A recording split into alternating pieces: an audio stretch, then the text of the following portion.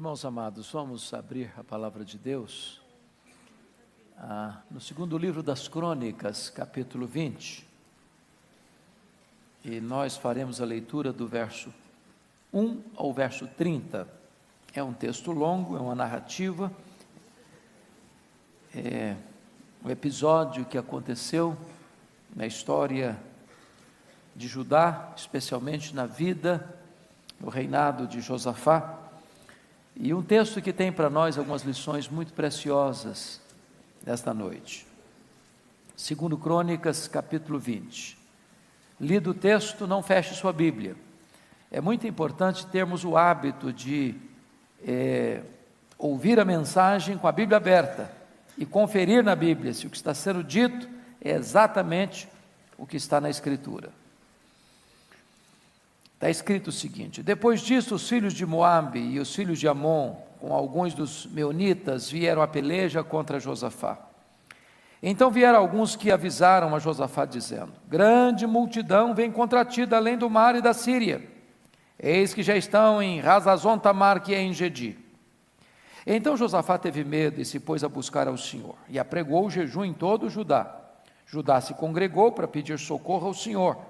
Também de todas as cidades de Judá veio gente para buscar ao Senhor. Pôs-se Josafá em pé, na congregação de Judá e de Jerusalém, na casa do Senhor, diante do pátio novo, e disse: Ah, Senhor, Deus de nossos pais, porventura não és tu Deus nos céus? Não és tu que dominas sobre todos os reinos dos povos?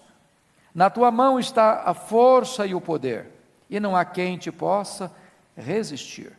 Porventura, ó nosso Deus, não lançaste fora os moradores desta terra diante do teu povo de Israel, e não a deste para sempre a posteridade de Abraão, teu amigo?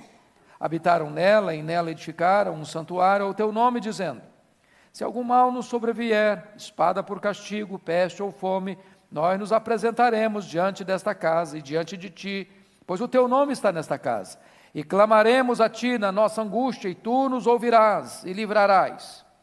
Agora, pois, eis que os filhos de Amon e de Moabe, os do monte Seir, cujas terras não permitiste a Israel invadir, quando vinham da terra do Egito, mas deles se desviaram e não os destruíram, eis que nos dão pago, vindo para lançar-nos fora da tua possessão, que nos deste em herança. Ah, nosso Deus, acaso não executarás tu teu julgamento contra eles? Porque em nós não há força para resistirmos a essa grande multidão que vem contra nós, e não sabemos nós o que fazer, porém os nossos olhos estão postos em ti. Todo o Judá estava em pé diante do Senhor, como também as suas crianças, as suas mulheres e os seus filhos. Então veio o Espírito do Senhor no meio da congregação sobre Jaaziel, filho de Zacarias, filho de Benaía, filho de Jeiel, filho de Matanias, levita dos filhos de Asaf, e disse: dai ouvidos todo Judá, e vós moradores de Jerusalém, e tu, ó rei Josafá, ao que vos diz o Senhor: não temais, nem vos assusteis por causa desta grande multidão, pois a peleja não é vossa, mas de Deus. Amanhã descereis contra eles. Eis que sobem pela ladeira de Ziz, encontrá-los eis no fim do vale, defronte do deserto de Jeruel. Neste encontro, não tereis de pelejar. Tomai posição, ficai parados, e vede o salvamento que o Senhor vos dará, ó Judá e Jerusalém. Não temais, nem vos assusteis. Amanhã saí-lhes ao encontro, porque o Senhor é convosco. Então Josafá se prostrou com o rosto em terra, e todo o Judá e os moradores de Jerusalém também se prostraram perante o Senhor e o adoraram. Dispuseram-se os levitas, dos filhos dos coatitas e dos coreitas, para louvarem o Senhor Deus de Israel em voz alta sobremaneira. Pela manhã cedo, se levantaram e saíram ao deserto de Tecoa. Ao saírem eles, pôs-se Josafá em pé e disse: ouvi-me, ó Judá, e vós moradores de Jerusalém. Crede no Senhor vosso Deus e estareis seguros, crede nos seus profetas e prosperareis. Aconselhou-se com o povo e ordenou cantores para o Senhor, que vestidos de ornamentos sagrados e marchando à frente do exército, louvassem a Deus, dizendo: rendei graças ao Senhor, porque a sua misericórdia dura para sempre. Tendo eles começado a cantar e a dar louvores, pôs o Senhor emboscada contra os filhos de Amon e de Moabe e os de Monte Seir, que vieram contra Judá, e foram desbaratados.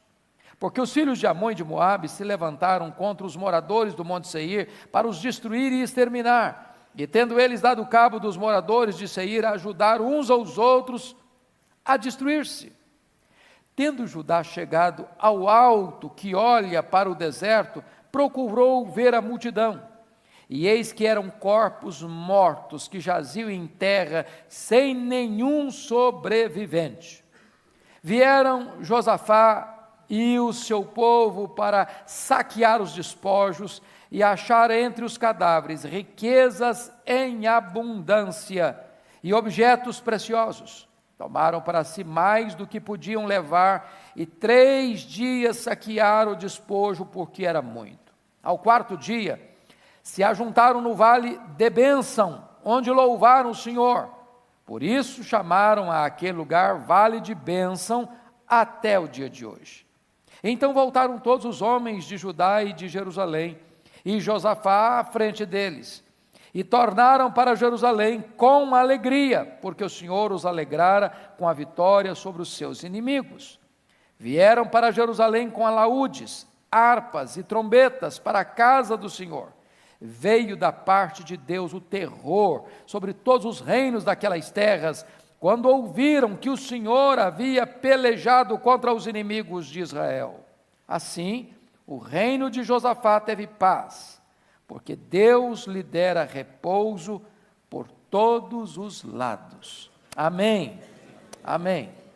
Você pode ler comigo em voz alta, se você está com a versão atualizada, o verso 12, vamos juntos? Ah, nosso Deus, acaso não executarás tu o teu julgamento contra eles? Porque em nós não há forças para resistirmos a essa grande multidão que vem contra nós, e não sabemos nós o que fazer, porém os nossos olhos estão postos em ti.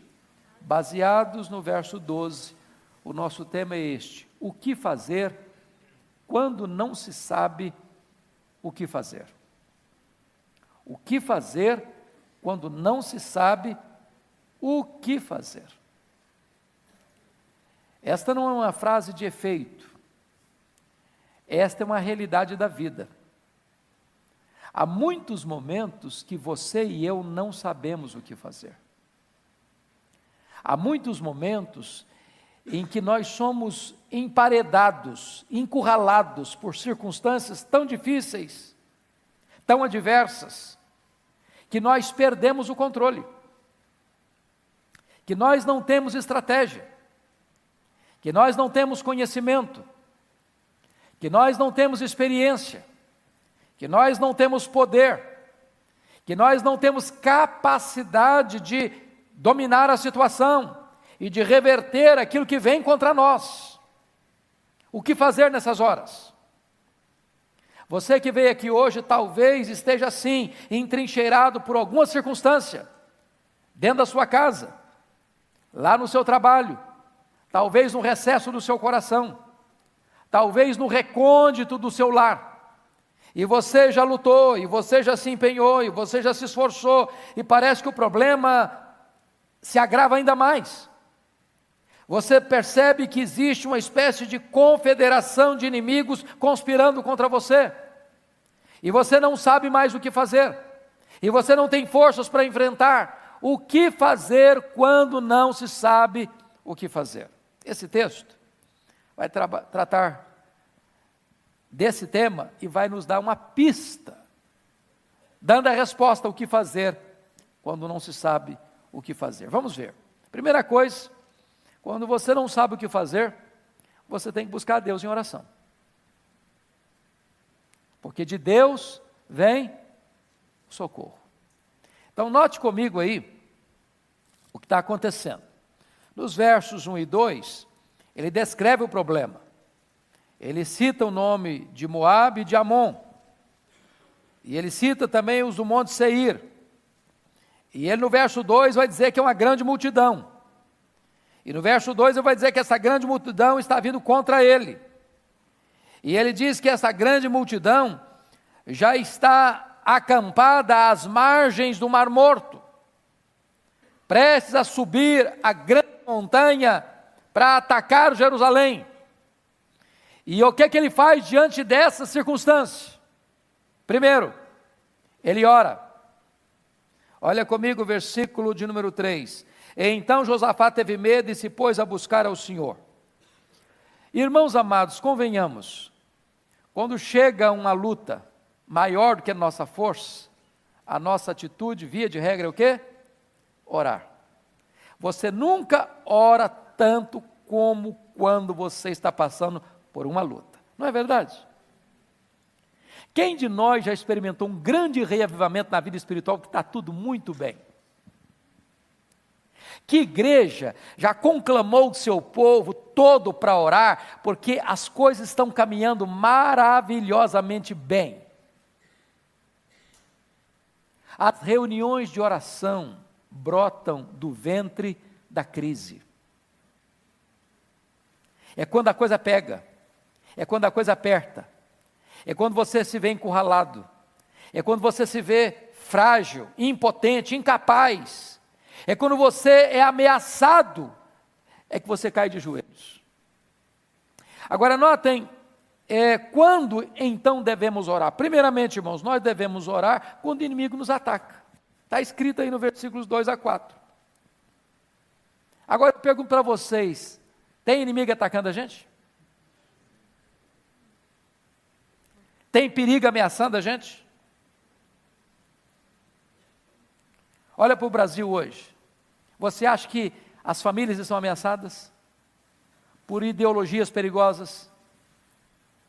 Vocês acham que hoje a família está ameaçada por uma mídia anti-Deus, anti-valores do reino? Vocês acham que hoje nós estamos ameaçados pela angústia existencial que leva jovens de famílias de classe média, estudando nas melhores escolas dessa cidade, buscando suicídio? Vocês acham que hoje nós não estamos ameaçados pela violência urbana? Nós estamos encurralados. O que fazer nessas horas? É buscar a Deus em oração. Agora notem vocês que Josafá convoca a nação para orar na hora do perigo e do cerco. Tem hora que a sua oração é pessoal, é para você entrar no seu quarto, trancar a porta e falar com Deus. Mas tem hora que a oração deve sair do quarto, deve ir para a rua, deve ir para uma convocação pública, deve ir para um chamamento coletivo de todo o povo de Deus, para buscar a presença de Deus.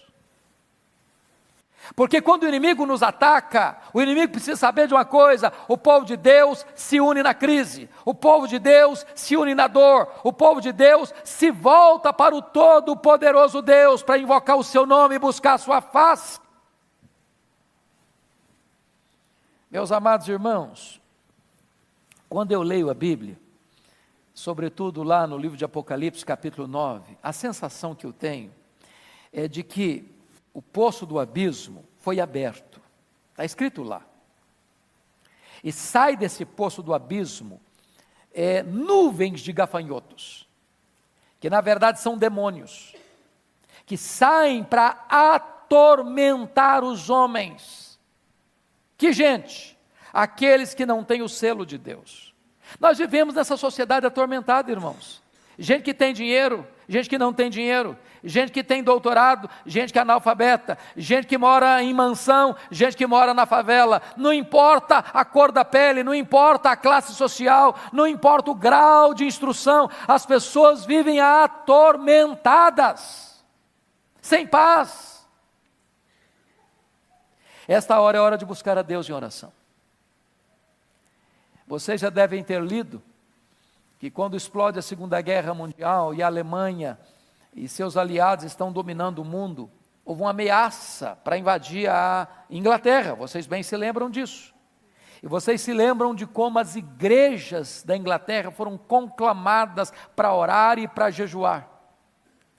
E os historiadores depois vão dizer que o que livrou a Inglaterra do massacre da Segunda Guerra Mundial foi exatamente essa postura da igreja de ser convocada, e de orar, e de jejuar, e de clamar aos céus por socorro. Deus é o Deus do livramento. Agora notem quando é que nós devemos orar. Versículo 3 diz, quando eu estiver com medo. Diz o texto aí, Josafá teve medo. Tem dois tipos de medo, irmão. O medo é bom, o medo é necessário, sabia? Se não tivesse medo, nós nos destruiríamos. Se não tivesse medo, nós cairíamos no abismo. Agora tem um medo que leva você para longe de Deus, que bota no seu coração incredulidade, que bota no seu coração dúvida, mas tem um medo que empurra você para os braços do Onipotente.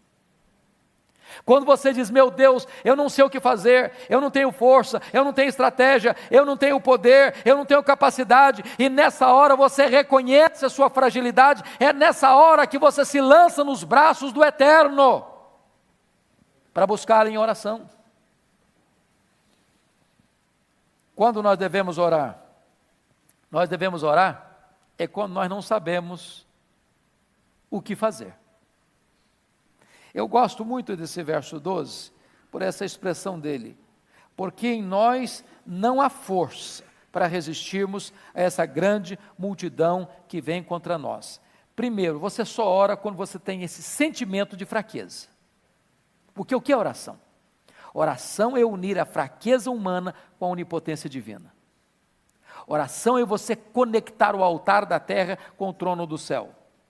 Oração é quando você junta aquilo que o homem não pode com aquilo que Deus tudo pode. Isso é oração. E notem mais, ele tem um sentimento de incapacidade, nós não sabemos o que fazer. Eu pergunto a você, você sabe o que fazer nas crises que atingem o seu casamento, que atinge a sua casa, que atinge a sua família, que atinge o seu coração? Você sabe o que fazer? O grande problema é esse, você não apenas não tem força, mas você também não tem conhecimento, nem sabedoria e nem estratégia. Mas o que é oração? É você falar o que está escrito no finalzinho do verso 12, porém os nossos olhos estão postos em Ti. Louvado seja Deus. Quando você não tem saída, Deus abre uma saída. Quando você está num beco sem saída, Deus abre uma porta. Quando você vai para o fundo do poço, Deus levanta você de lá. Quando você acha que acabaram-se todos os seus recursos, os reservatórios dos recursos divinos estão plenamente disponíveis para você. Louvado seja Deus por isso. Agora a pergunta agora é como orar. Veja você, no versículo 3, que Josafá não só teve medo, mas ele pôs a buscar o Senhor e apregou o quê? Jejum em todo o Judá.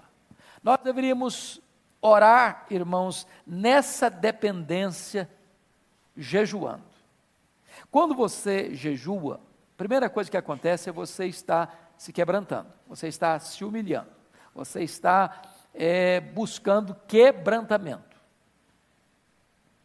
Quando você jejua, você está dizendo o seguinte, eu quero me abster daquilo que é bom por aquilo que é melhor. Eu quero me abster do alimento que sustenta o meu corpo para buscar o alimento que sustenta a minha alma. Quando você jejua, você está dizendo que você tem tanta pressa em buscar a Deus, que buscar a Deus é mais urgente do que alimentar o seu corpo. Quando você jejua, você está dizendo, eu tenho mais fome de Deus do que do pão da terra. É necessário orar e jejuar. Nas grandes crises, irmãos, o povo de Deus foi conclamado a jejuar. E nas grandes crises, Deus deu livramento ao seu povo mediante oração e jejum. Nós precisamos aprender essa lição. Como é que nós devemos orar? Segundo lugar, além de orar com jejuns, é orar em conjunto. Olha o versículo 4. Judá se congregou para pedir socorro ao Senhor. Você nota ainda que veio gente de todas as cidades de Judá para buscar o Senhor. Nós estamos vivendo uma época, irmãos, em que nós temos muita dificuldade de reunirmos-nos para orar. Não é verdade? Eu não sei como é que anda lá a reunião de oração na congregação que você frequenta. Mas se você fizer um estudo, uma análise pelo Brasil afora, as reuniões de oração estão no CTI. Estão em algum lugar já em coma. Porque as pessoas não têm tempo para orar. Elas têm tempo para um churrasco, elas têm tempo para uma festa, elas têm tempo para ir no campo de futebol, elas têm tempo para um bate-papo, mas elas não têm tempo para orar. Tem hora que é necessário que o povo de Deus seja conclamado, convocado para orar, mas não é um grupinho não. Notem comigo aí, o versículo número 4, Judá se congregou para pedir socorro ao Senhor, de todas as cidades de Judá veio gente para buscar o Senhor, todas as cidades, é uma conclamação geral, é urgência, é pressa, é necessidade, é perigo, é ameaça, é necessário buscar a Deus coletivamente. Como é que nós devemos orar? Se você ler a partir do verso 5, orar agarrado nas promessas de Deus. Orar as promessas de Deus. Irmãos amados, no dia que nós descobrirmos esse segredo, ou esta chave da vitória na vida de oração, isso vai mudar a nossa vida. Pastor Arival, o ano passado, escreveu um livreto, um devocional, com 365 promessas de Deus, para você orar todo dia uma promessa de Deus. Sabe o que é orar a promessa de Deus? É você pedir para Deus aquilo que Deus prometeu dar para você na sua palavra. Quando você ora e lembra para Deus o que Ele prometeu, Ele está empenhado com a sua própria palavra. Ele vela pela sua palavra. Ele não deixa nenhuma das suas promessas cair por terra. Leia a sua Bíblia e você vai ver que as grandes orações registradas na Bíblia, maiormente no Antigo Testamento, todas elas são fundamentadas nas promessas de Deus. Deus prometeu. E aqui o que ele vai lembrar? O que o rei vai lembrar? Ele vai lembrar que quando Salomão estava consagrando o templo de Jerusalém, houve uma promessa, está escrito aí no versículo 9, olha aí comigo. Versículo 8 e 9, habitaram nela e nela edificaram um santuário ao teu nome, dizendo, se algum mal nos sobrevier, espada por castigo, peste ou fome, nós nos apresentaremos diante desta casa e diante de ti, pois o teu nome está nesta casa, e clamaremos a ti na nossa angústia, e tu nos ouvirás e livrarás. Era a promessa de Deus para o povo lá. O que ele está fazendo? Deus, tu prometeste, Deus, nós estamos aqui pedindo o que tu mesmo falaste na tua palavra. Quando você estiver orando, lembra a Deus o que Deus prometeu para você. Está lá no Isaías 62. Vós, os que fareis, lembrado o Senhor, não descanseis, nem deis a Ele descanso, até que restabeleça Jerusalém e a ponha como objeto de louvor na terra. Deus tem prazer de você lembrar a Ele o que Ele prometeu para você. Louvado seja Deus, isso é vitória na vida de oração. Mas amados, o que fazer quando não se sabe o que fazer? Primeiro, é buscar a Deus em oração. Segundo, é crer na palavra de Deus. Confira comigo aí, que o povo se reúne não apenas para orar, o povo se reúne para quê mais? Para ouvir Deus falar. Não é isso que é culto, irmãos? Por que nós viemos aqui hoje? Porque é antivéspera, porque é véspera de feriado? É porque aqui tem um lugar agradável para a gente ficar? É claro que não. Você e eu viemos aqui hoje porque nós queremos falar com Deus. Você e eu viemos aqui hoje porque queremos ouvir Deus falar conosco. E Deus fala. E Deus fala pela sua palavra. E no dia que você perder isso de vista, não faz sentido mais participar de um culto. Não faz, irmãos. Isso aqui não é um mero encontro. Se eu quisesse ter um encontro, não precisava nem sair de casa. Eu podia reunir meus vizinhos, os meus colegas lá, descer para o quintal da casa ou para a área do condomínio. Vamos bater um papo aqui. Nós estamos aqui porque nós cremos verdadeiramente que Deus está neste lugar. Porque Deus está presente, porque Deus é real, porque Deus é o Deus vivo, porque Deus é o Deus que se manifesta, porque Deus fala conosco através da sua palavra. Louvado seja Deus. Confira comigo o que está escrito aí nos versos 13 e 15, por favor. Todo Judá estava em pé diante do Senhor, como também as suas crianças, as suas mulheres e os seus filhos. Preste atenção nisso, criança deve ser levada para a igreja. Os nossos filhos precisam aprender a participar dos cultos desde bebê. Criança não atrapalha culto. Criança é uma bênção na igreja.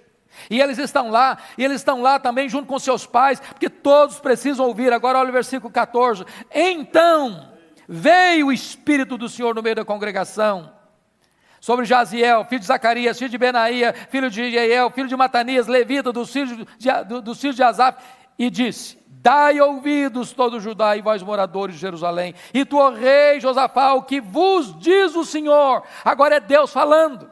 O povo busca e encontra. Não é isso que a Bíblia promete? Todo que busca, encontra. Buscar-me-eis e me achareis quando? Quando me buscardes de todo o vosso coração. Eles buscaram e Deus não os deixou na mão. Eles buscaram e Deus respondeu ao anseio deles e à necessidade deles. E qual é a palavra de Deus para eles? Olha o verso 15, parte B. Não temais, nem vos assusteis por causa desta grande multidão, pois a peleja não é vossa, mas de Deus. Oh, irmãos, que consolo para nós. Louvado seja Deus. O problema é maior que a nossa força. Os inimigos são mais fortes do que nós. Nós não sabemos o que fazer. Nós não temos estratégia. Nós não temos poder. Nós não temos sabedoria. Nós não temos capacidade. Mas quando Deus vem ao nosso encontro e ao nosso socorro, está dizendo: calma, meu filho, sossega o coração, meu filho, tenha descanso na sua alma, meu filho. Essa luta não é sua, não. Essa peleja é minha. Eu é que vou lutar por você. Você vai ficar quieto e eu vou dar para você o livramento. Louvado seja Deus. Oh, amados irmãos, segundo lugar, o povo de Deus precisa compreender pela palavra que se Deus está do nosso lado, nós somos mais do que vencedores. Olha comigo o versículo 17, por favor. Versículo 17. Neste encontro não tereis de pelejar, tomai posição, ficai parados, vede o salvamento que o Senhor vos dará ao ajudar em Jerusalém, não temais nem vos assusteis. Amanhã saí-lhes ao encontro, por quê? Porque o Senhor é convosco. Amanhã saí-lhes ao encontro porque sois fortes. Amanhã saí-lhes ao encontro porque sois maioria. Amanhã saí-lhes ao encontro porque sois fortes e poderosos, com armas tão poderosas, porque sois adestrados na guerra. Não, saí-lhes ao encontro porque amanhã eu serei convosco. O Senhor é convosco. É a presença dEle. É a presença dEle. Se Deus é por nós, quem será contra nós? Deus está conosco, irmãos. Deus está conosco. Deus está com a igreja. Louvado seja o seu nome. Terceiro, confira comigo. O povo de Deus precisa compreender que a nossa vitória vem do Senhor e não do nosso esforço. O versículo 17 deixa isso claro. Vede o salvamento que o Senhor vos dará, não tereis de pelejar. Alguém já disse que quando o homem trabalha, mas quando o homem ora, Deus trabalha. Deus trabalha. E quando Deus trabalha, não tem ninguém que pode resisti-lo. Multidão para Deus e nada é a mesma coisa. Uma confederação de inimigos para Deus e nada é a mesma coisa. Armas nucleares e nada para Deus é a mesma coisa. Bombas atômicas e nada para Deus é a mesma coisa. Fortes exércitos e armas bélicas poderosas para Deus e nada é a mesma coisa. Ele é o Deus que tem o controle e o domínio. Se Ele está conosco, a vitória é nossa. Se Ele se agradar de nós, nós podemos. Louvado seja o seu nome, é dele que vem a vitória. Meus amados, prestem bem atenção nisso. O que resulta quando você escuta a palavra de Deus que acalma o seu coração? Porque às vezes nós viemos aqui hoje, coração aflito, não é não? Talvez você veja com o coração aflito. E sabe, amado, o que acalma o coração? Não é você cruzar as pernas e entrar numa meditação zen. Não é você fazer uma viagem pelos corredores do seu consciente ou do seu inconsciente. Não é você voltar para dentro de você mesmo e buscar respostas no seu mundo interior. Quando você está aflito, angustiado, desesperado, você faz duas coisas: você ora, você jejua, você escuta Deus falar e você acalma o coração. E o resultado disso está no versículo 18, olha comigo, por gentileza. Olha o versículo 18 comigo. Vamos ler juntos o verso 18? Então Josafá se prostrou com o rosto em terra, e todo Judá e os moradores de Jerusalém também se prostraram perante o Senhor e o adoraram. Louvado seja o Senhor. Você sabe qual a diferença entre adorar e dar graças? Você adora a Deus por quem Deus é, e você dá graças a Deus pelo que Deus faz. Eu pergunto a vocês, o inimigo já tinha sido desbaratado aqui? Não. O problema já tinha deixado de existir? Não. Mas quando você crê, você toma posse. Não foi o que Deus disse para Ana, lá em Siló? Vai em paz para a tua casa e o Deus de Israel te conceda a petição que lhe fizeste. O que aconteceu com ela? O semblante dela mudou. Ela creu, ela confiou que aquela palavra era para ela, ela tomou posse, e por isso o semblante dela mudou. Ela não tinha sido curada ainda, não, porque a Bíblia diz que ela desceu para Ramá, coabitou com seu marido, Deus se lembrou dela e ela concebeu. Mas quando você escuta a palavra de Deus e você crê que Deus está falando a verdade, e uma verdade pessoal para o seu coração, você crê, e quando você crê, você quer adorar a Deus porque Deus é fiel e nenhuma das suas palavras cai por terra. Bendito seja Deus.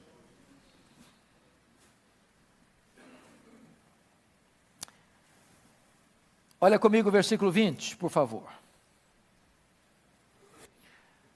Pela manhã cedo se levantaram e saíram ao deserto de Tecoa. Ao saírem eles, pôs-se Josafá em pé e disse: ouvi-me, ó Judá e vós moradores de Jerusalém, crede no Senhor vosso Deus e estareis seguros, crede nos seus profetas e prosperareis. Então hoje nós não vamos falar crede nos seus profetas, crede na sua palavra.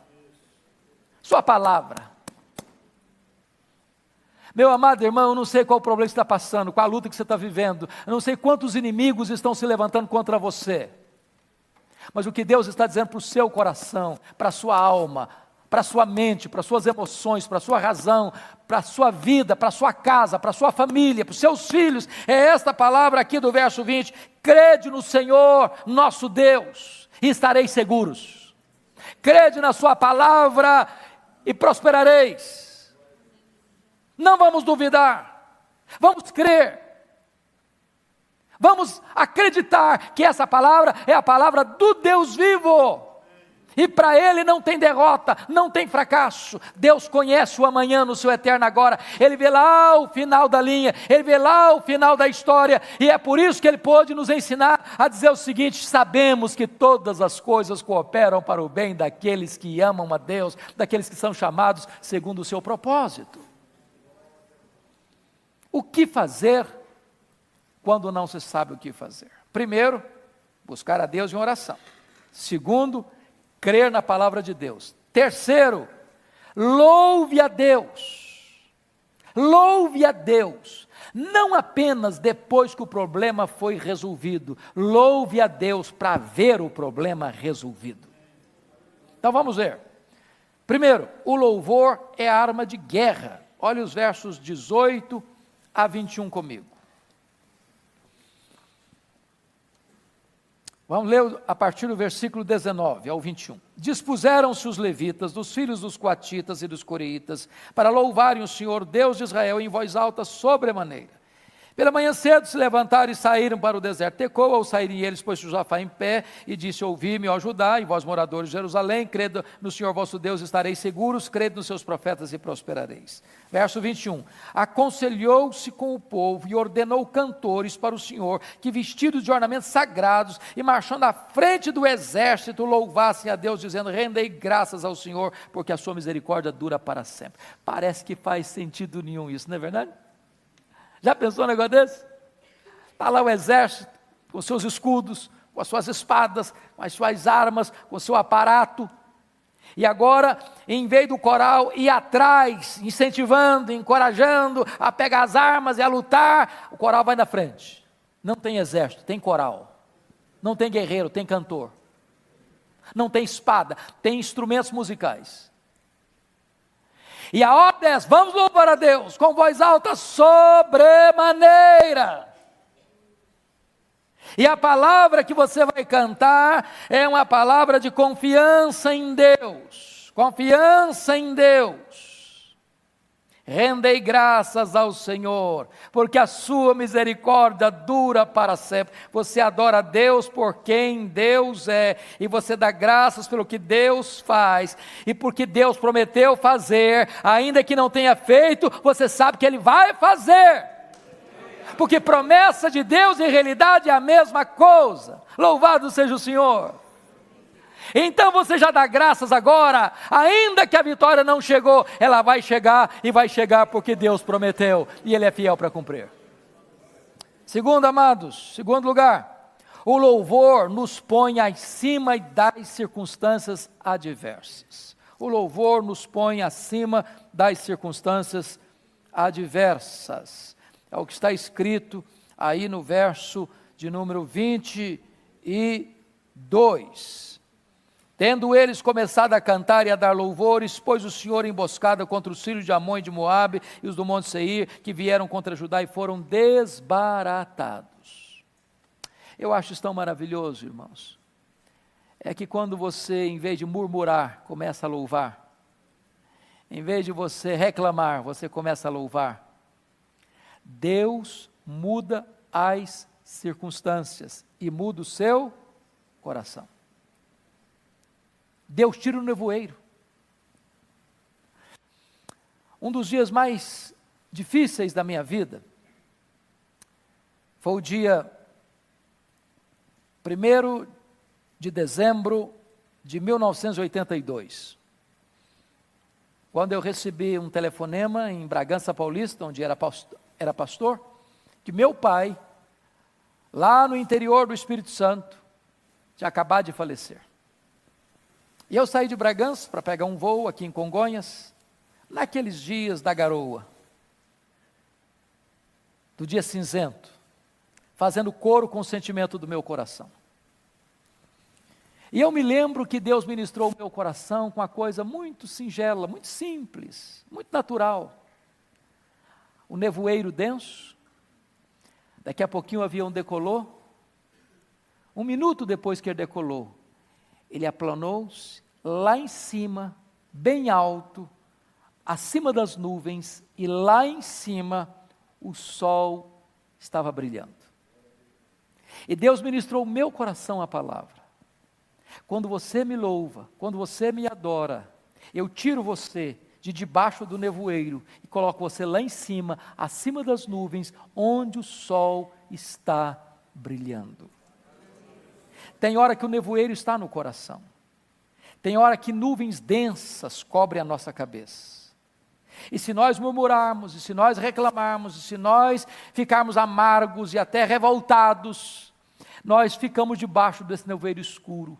Mas se nós começarmos a louvar, rendendo graças a Deus, porque a sua misericórdia dura para sempre, a despeito da situação, a despeito da circunstância, o louvor nos tira desse ambiente cinzento e nos coloca lá em cima, onde você sabe que Deus está com o seu olhar sobre você e a luz da graça está aquecendo o seu coração. Agora notem mais, amados. Terceiro lugar, vejam comigo, que o louvor muda as circunstâncias humanamente impossíveis. O louvor aciona a mão do Deus Todo-Poderoso. Olha aí o verso 22 novamente, o que está escrito aí. Tendo eles começado a cantar, pôs o Senhor emboscada contra os filhos de Amon e de Moabe, e foram desbaratados. Não precisou pegar numa espada, não precisou dar um tiro. Pelo louvor, Deus reverteu a situação. Louvor é arma de guerra. Louvor aciona o braço do Deus onipotente. O louvor traz vitória ao povo de Deus na hora da grande batalha. Comece a louvar a Deus. Comece a louvar a Deus. Agora, o que é maravilhoso é que o louvor tem dois resultados. Ele confunde o inimigo e traz vitória para o povo de Deus. Porque diz o texto que os inimigos ficaram confusos. Enlouqueceu o acampamento do inimigo. Veja comigo o que está acontecendo aí. Olha aí o versículo de número 23.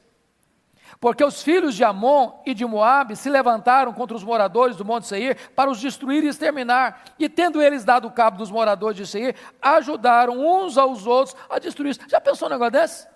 Deu uma onda de loucura. Uma insanidade total. Reunidos para atacar o povo de Deus, de repente eles se atacam mutuamente. E da grande multidão, quantos soldados sobraram dos inimigos? Nenhum. O que você não sabe fazer, Deus sabe. O que você não pode fazer, Deus pode. O que você não tem poder para fazer, Deus tem. Então o seu papel não é pegar armas carnais, porque Deus deu para você armas espirituais poderosas em Deus para destruir fortalezas, anular sofismas.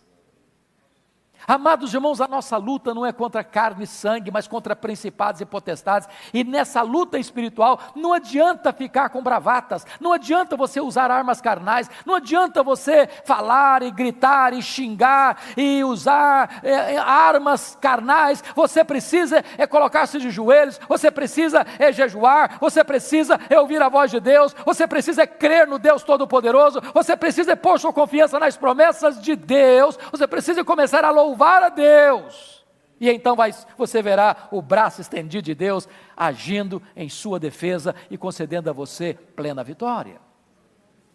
Agora notem mais, o louvor não é a causa da vitória, o louvor não é apenas, resultado da vitória, o louvor é a causa da vitória. Porque pensemos juntos aqui. Às vezes a gente pega o texto de Tiago, pensando que é a única verdade bíblica sobre o assunto. Está alguém triste? Está alguém enfermo? Faça oração. Está alguém alegre? Cante louvores. Está correto cantar louvor, está alegre. Glória a Deus. Mas quer dizer que eu só posso cantar louvores a Deus quando eu estou alegre? Esse texto nos mostra um outro lado dessa verdade.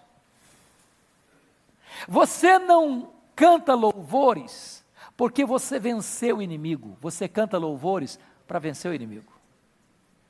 Você não canta louvores para ter a vitória, porque teve a vitória, você canta louvores para ter a vitória. Agora vamos parar um pouquinho aqui. Às vezes a gente reclama, não reclama? O marido reclama da esposa, a esposa reclama do marido, os pais reclamam dos filhos, os filhos reclamam dos pais. Às vezes você reclama da sua igreja, reclama do seu pastor, reclama do seu trabalho, reclama da sua escola, reclama do seu país. E se nós começássemos a mudar a tática? Começássemos a dar graças a Deus. Senhor, eu quero te adorar, eu quero te louvar pela minha casa, pela minha família, pela casa que eu moro, pela pessoa com quem me casei, com os filhos que tu nos deste, pela igreja que eu tenho. Começar a adorar a Deus, a cantar louvores a Deus, porque aquilo que eu não posso fazer com o meu braço, Deus pode fazer. Deus pode reverter situações. Então não cante apenas depois que a tempestade foi embora, cante para a tempestade ir embora. Não cante apenas depois que o inimigo foi derrotado, cante para o inimigo ser derrotado. Porque Deus é poderoso para reverter essa situação, como reverteu aqui no caso. Olha comigo aí, olha comigo aí. versículo de número 24. Tendo Judá chegado ao alto que olha para o deserto, procurou ver a multidão. E eis que eram o quê? Corpos mortos, que jaziam em terra, sem quantos sobreviventes? Sem nenhum sobrevivente. Aquele vale, que é a região mais baixa do planeta, né, pastor Arival? Em Gedi ficava às margens do Mar Morto, e vocês bem sabem que o Mar Morto é o maior buraco do planeta, a 400 metros abaixo do nível do mar.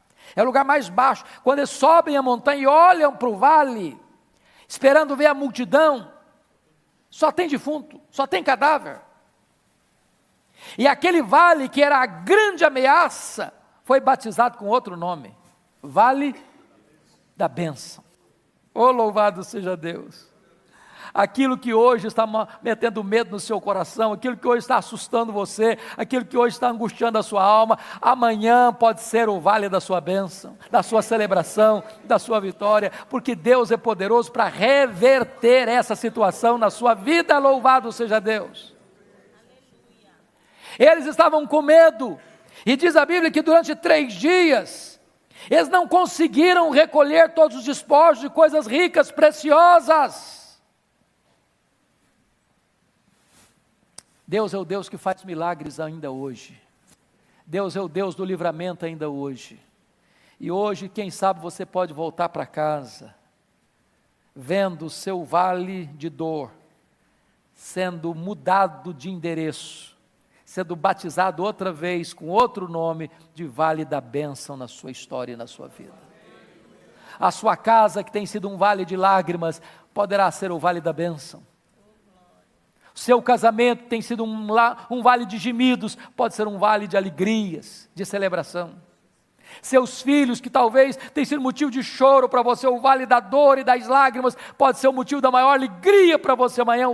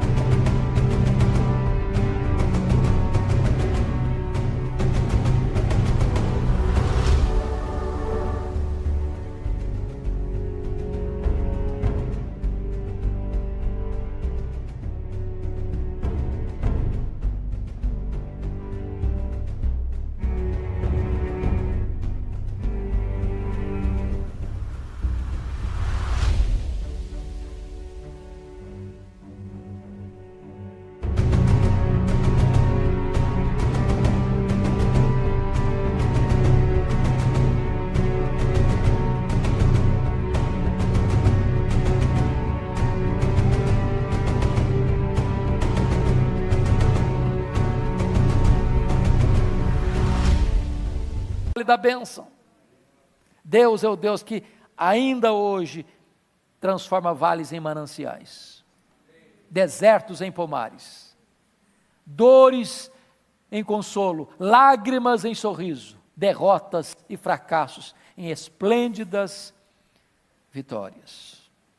Eu quero orar com vocês, colocar a vida de cada um aqui nas mãos do Deus vivo. O que fazer quando não se sabe o que fazer? Ore a Deus, creia na palavra de Deus, adore a Deus, cante louvores a Deus, e Deus há de agir poderosamente em seu favor e trazer vitória para você.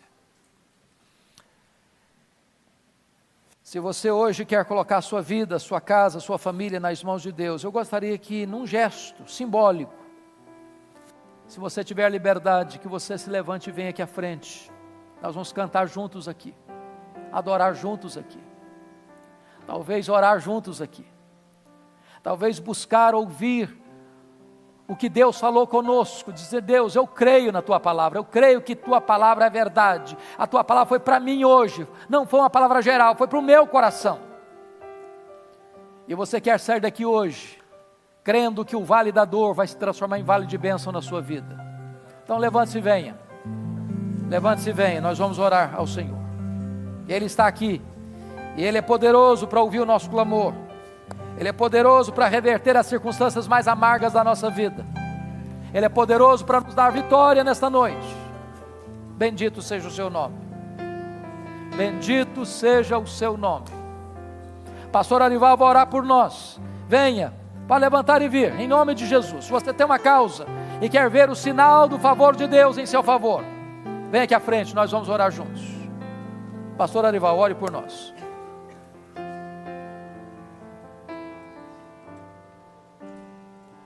Que mensagem maravilhosa. Senhor Deus, olha para nós, Pai. Tu conheces a luta do teu povo. Tu sabes, ó Deus, que muitos que vieram aqui à frente estão encurralados por problemas, por inimigos, por situações complexas e difíceis. E o medo toma conta do nosso coração e nós não sabemos o que fazer. Não há força em nós, Pai.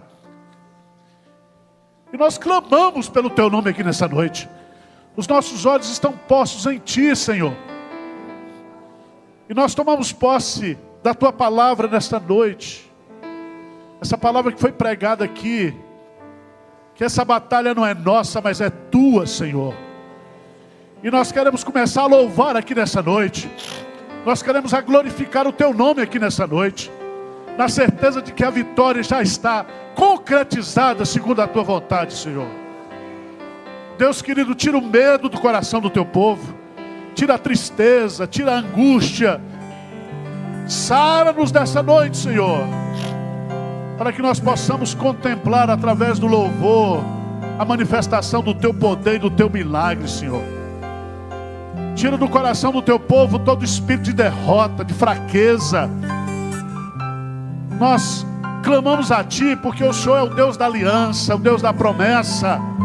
E o Senhor tem um compromisso por amor do Teu nome, por amor da Tua glória, por causa da Tua reputação, Senhor. O Senhor vai fazer um milagre na nossa vida.